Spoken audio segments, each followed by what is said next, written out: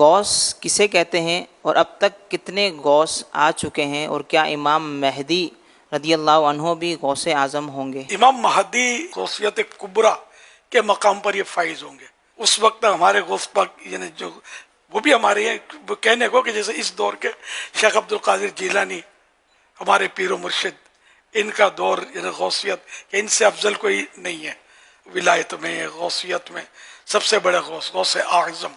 لیکن امام مہدی تک، امام مہدی پھر آئیں گے تو وہ امام مہدی اب یعنی غوثیت کبریٰ، قطبیت کبریٰ، قطب اکبر بھی کہتے ہیں، قطب اکبر، غوث اکبر یہ ہوں گے۔ غوث کے لفظی معنی ہے فریاد رس، فریاد سننے والا۔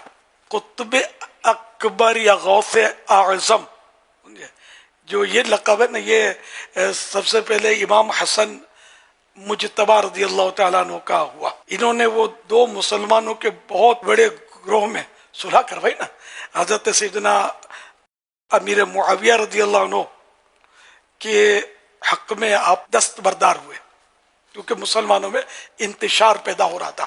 یہ حضرات جو تھے اقتدار کے بھوکے نہیں تھے، ان کا اقتدار تو اب بھی قائم ہے، ہمارے دلوں پر ان کا راج ہے، لیکن ان کو جو اقتدار یا خلافت یا جو بھی تھی یہ بھی خدمت ہی تھی، دین کی خدمت، امت کی خدمت۔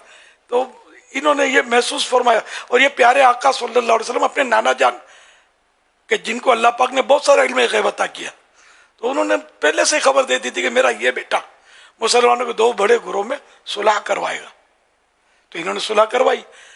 تو ان کی اس حکمت عملی سے یہ مسلمان فساد سے بچ گئے الحمدللہ۔